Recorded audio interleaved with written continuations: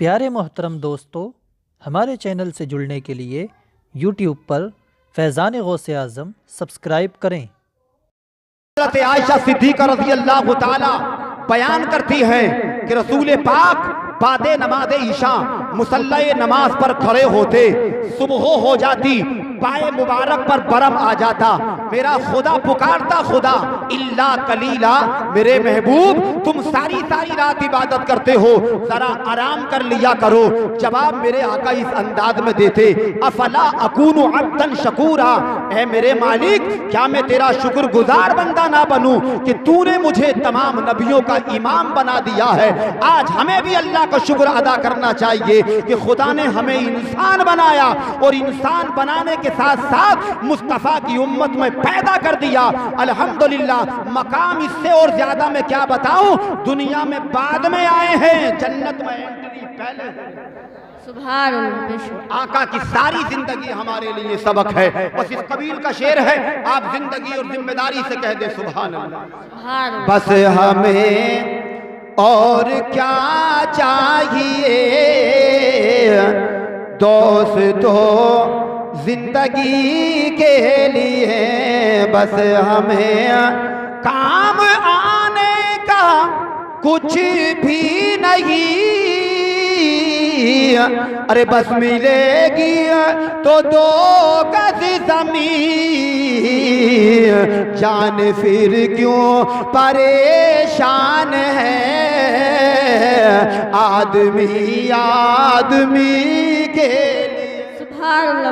आज इंसान फख्र से फूले नहीं समाता है। रामपुर का पिलॉट मेरा है, संभल का पिलॉट मेरा है, चंदोसी का पिलॉट मेरा है। पिलॉटिंग के चक्कर में फंसकर अल्लाह को भूले हुआ है। आ मैं तुझे जिम्मेदार उलमा के सामने पैगाम दे दूं, मेरे भाई तेरा कोई पिलॉट नहीं, तेरा पिलॉट तो 3 बाई 6 का है, वो भी किसी बुजुर्ग की दुआ लग गई तब, कन्फर्म नहीं है। अल्लाह की बारगाह में नमाज़ें पढ़ो और अल्लाह की बारगाह में दुआ किया करो, मेरे मालिक इज्जत की जिंदगी दे और बाद जिंदगी के इज्जत की मौत दे दे।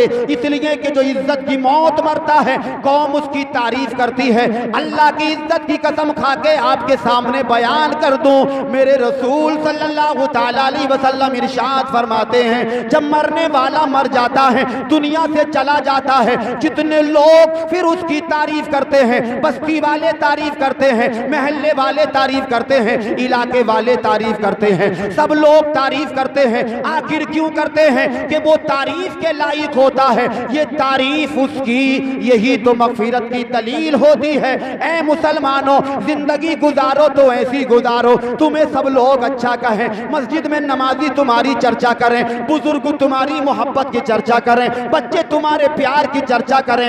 ऐसे बनकर के जाओ कि जब तेरा जनाजा घर से निकले तो लोग मुस्कुरा कर कहें, लो देखो ये दीन का गद्दार नहीं, कमली वाले का सच्चा वफादार जा रहा। सुभान अल्लाह।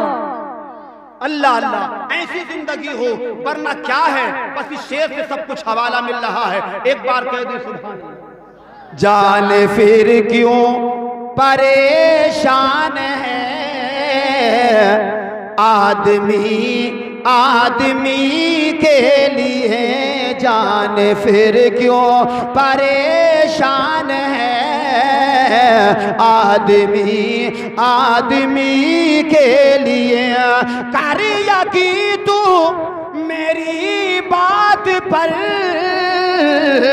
अरे होगा कैसा अंधेरा वो घर, आ ही जाएंगे खैरुल बशर, कब्र में रोशनी के लिए। नारे तकबीर, नारे तकबीर, नारे रिसालत, नारे रिसालत, नारे हैदरी, नारे हैदरी, नारे तकबीर, नारे। आ ही जाएंगे खैरुल बशर, कब्र में रोशनी के लिए।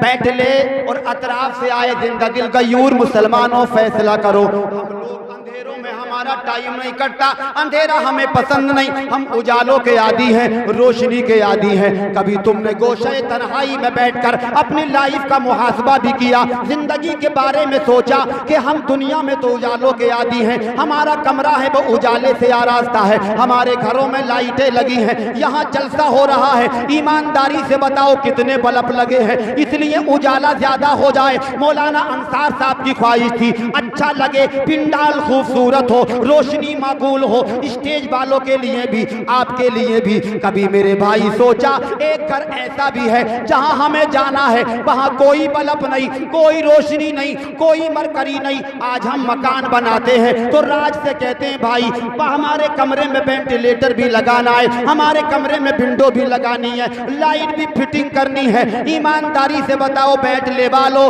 कमरे में आने जाने के लिए दरवाजा काफी होता है तो आपने विंडो क्यों लगवाई? तो इसका मकसद यही होता है हमारे रूम में उजाला हो, हमारे रूम में हवा जाए। मैं तुम्हारा वक्त बर्बाद नहीं करूंगा, इंशाअल्लाह बड़े कांटे की बात बताऊंगा। हमने अपने 12x16 के रूम में इस नियत से विंडो लगवाई ताकि उजाला चला जाए, रोशनी चली जाए। किसी का बेटा करोड़पति क्यों ना हो, वक्त का पीर क्यों ना हो, वक्त का मुहद्दिस व मुजद्दिद क्यों ना हो, उसने अपने बाप की कब्र में कभी विंडो नहीं लगवाई है, कभी खिड़की नहीं लगवाई है, कोई बल्ब नहीं लटकाया है। अब बताइए रोशनी कहां से मिलेगी? अब हिसाब लगाएं हवा कहां से मिलेगी? आज मेरे नबी की मोहब्बत को अपने दिल में बसा ले, मुस्तफा की इज्जत की कसम, तेरी दिल में रबी की मोहब्बत के उजाले होंगे, तेरी पेशानियों में सजदों का नूर होगा तो कल कब्र में भी इंशाअल्लाह उजाला। सुभान अल्लाह। बेशक शाहे कौनैन के जो चाहने वाला होगा उसका अंदाज जमाने से निराला होगा। इसके सरकार की किंदील जला लो दिल में, बाद मरने के कब्र में भी उजाला। आए हाय बेशक बेशक। आज हम सजदे करने वाले बन जाएं, मुस्तफा से मोहब्बत करने वाले बन जाएं तो इंशाअल्लाह हमारी कब्र में भी उजाला हो जाएगा। यार एक बात और तो सुन लें कि मुस्तफा कब्र में आए तो फिर तो उजाले की कोई इंतहा ही नहीं है, फिर कितना उजाला होगा। अरे जो नबी मक्का की सरजमीन पर आमना के आंगन में उतरा तो कोई और माँ नहीं, खुद मेरे और तेरे नबी की माँ का कौल है। आमिना कहती हैं मेरी गोदी में मेरे लाल का आना हुआ, मैंने मुल्क शाम के महल देख लिए, बसरा के ऊंटों की गर्दनें देख ली, इस दुनिया में इसके दिए खाकेदां के ऊपर अनील गूशा में आने के नीचे बज़ाहिर जब मेरा नबी आया सारा आलम रोशन हो गया। ईमानदारी से बताओ जो नबी सारी दुनिया को रोशन कर सकता है तो 3/6 की कब्र में जब मेरे नबी का जलवा होगा, जब मेरे नबी की आमद होगी तो रोशनी का आलम क्या होगा। तभी तो मेरे इमाम ने कहा है कब्र में लहराएंगे ताहज्र चश्मे नूर के, जलवा फरमा होगी जब तलात रसूलुल्लाह। सुभान अल्लाह। बेशक मगर कब? जब हम नबी वाले बन जाएं, जब हम मुस्तफा वाले बन जाएं। आज नारा लगाते हैं नबी का दामन नहीं छोड़ेंगे, गौसे आदम का दामन नहीं छोड़ेंगे, अहले बैत का दामन नहीं छोड़ेंगे। पढ़ी है अहले बैत की जिंदगी? जानते हैं किसे कहते हैं अहले बैत? बस लफ्ज़ अहले बैत ही होठों पे है, तरीका देखा है, जिंदगी का मुहासबा किया है, कभी किताबों में पढ़ा है, किसी उलमा की खिदमत की है, इमाम से जाके पूछा है, मुहद्दिस के कदम दबाए हैं, कभी पीर से जाके मालूम किया किसे अहले बैत कहते हैं। मैं तुझे बहैसियत खतीब अहले बैत का तरीका बता दूं, गौसे आजम के गुलामों का, अल्लाह की इज्जत की कसम ख्वाजा गरीब नवाज के गुलामों का तरीका। ये उनकी बात नहीं हो रही है, गुलामों की बातें हो रही हैं। ये हुसैन के गुलामों की बात है, रसूल के मुस्तफा के गुलामों की बात है। अहले बैत का सुनना है तो देख ज़ैनुल आबिदीन की जिंदगी, जो करबला से जिंदा बच के आया था, सारी जिंदगी की तारीख पढ़ेगा तो उस ज़ैनुल आबिदीन ने कभी ठंडा पानी नहीं पिया।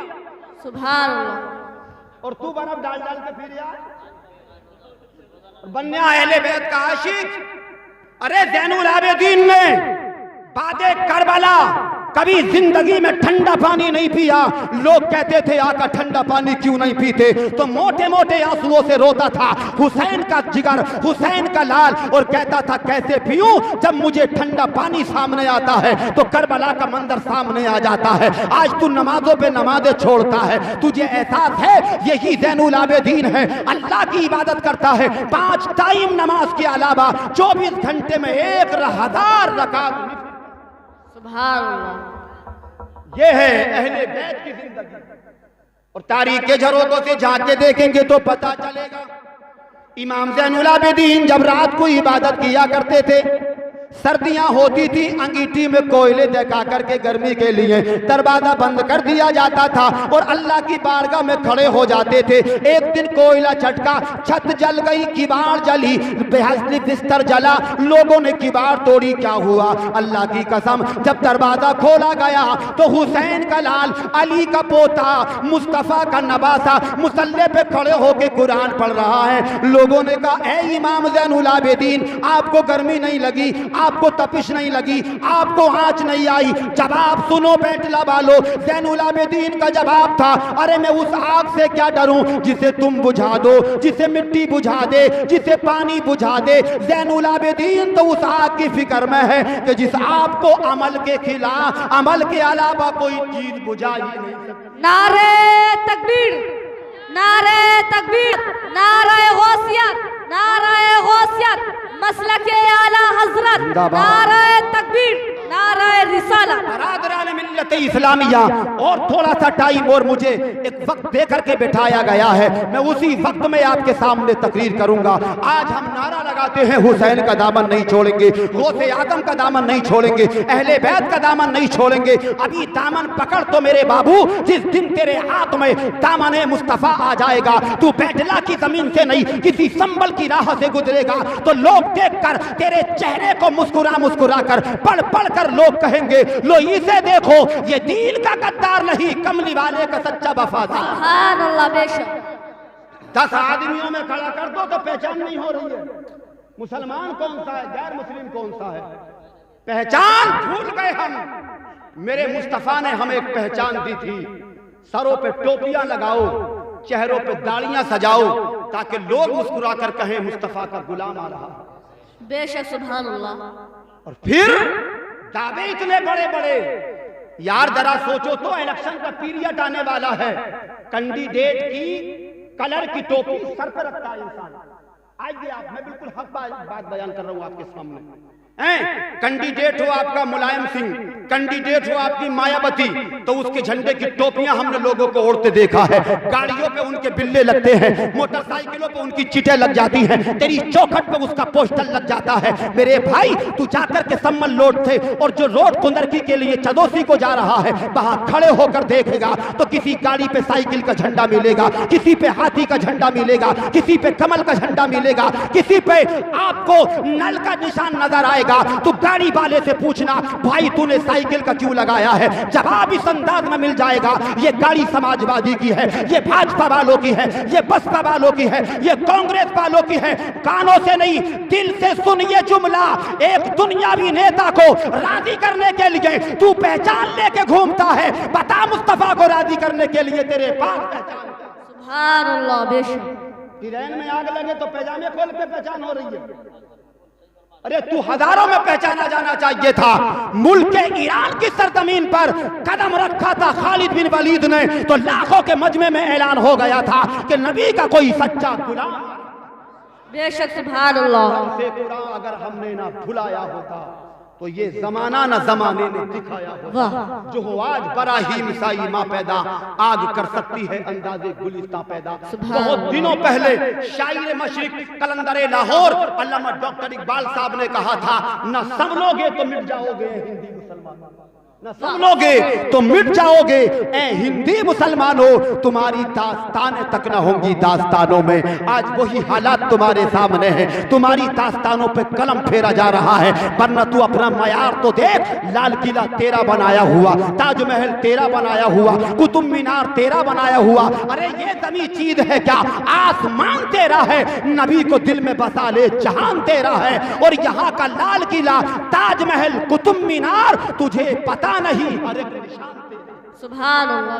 मगर ऐसे नहीं बनाए जाते हैं, पहले कुछ न कुछ मोहब्बतें पेश की जाती हैं। जब लाल किला के बराबर जामा मस्जिद दिल्ली की बुनियाद रखी गई थी, यहाँ जिम्मेदार उलमा, आइम्मा, मुदर्रिसीन, खुतबा और शुअरा और बिलखुसूस नकीब आदम हिंदुस्तान यूसुफ संबली तशरीफ रखते हैं। जब बुनियाद रखी गई थी जामा मस्जिद की, अल्लाह अल्लाह, तो क्या चला था? मेरे रसूल के दीन के तहत, रसूल पाक के दीन के तहत एक आवाज उठी थी, बुनियाद का पहला पत्थर वो रखेगा कि जिसकी तहज्जुद की नमाज कभी कदा।